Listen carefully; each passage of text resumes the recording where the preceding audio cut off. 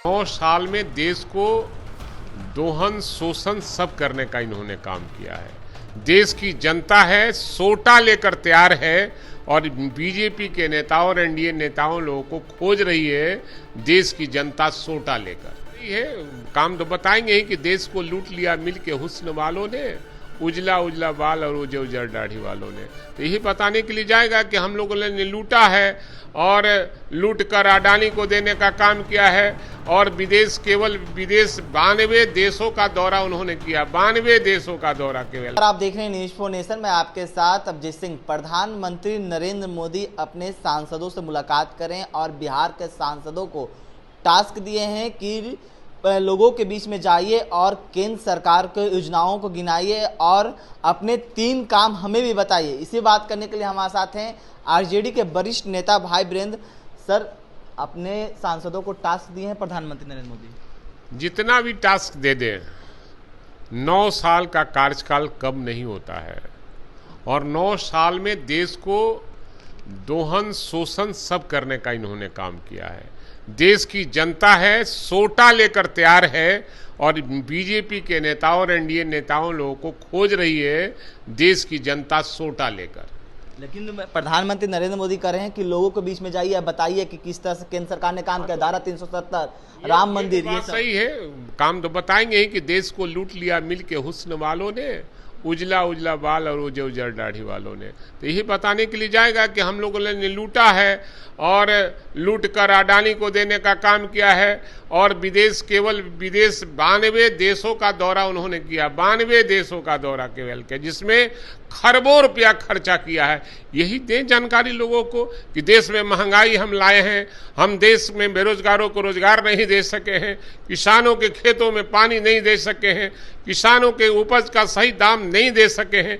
यही बताने के लिए जाएंगे। जनता सोटा लेकर तैयार है और इस बार इंडिया गठबंधन मिल गया है एनडीए को हटाने के लिए। लेकिन प्रधानमंत्री नरेंद्र मोदी भी तैयार हो गए हैं, अपने तमाम सांसदों से बार बार बैठक कर रहे हैं, बोल रहे हैं इंडिया गठबंधन ऐसा कोई नहीं है, ये सब जुमलाबाजी है। अब सवाल है, ये जुमला करना उनका काम है। हर चीज को, हर घोषणा को वो जुमला वही साबित करते हैं। जुमला हमारे जहन में नहीं है और न मेरे भीतर में किसी तरह की बात। हम लोग जो कहते हैं वो करते हैं और जो सरजमीन पर उसे उतारने का काम करते हैं।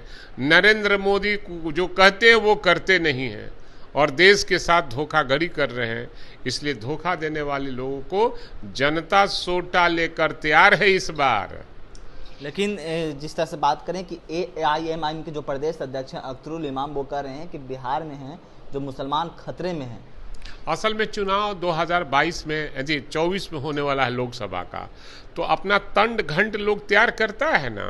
तो ये भाषा तो हम लोग को लगता है कि बीजेपी का जो बी टीम बोलता है, बी टीम वाले का ये भाषा है।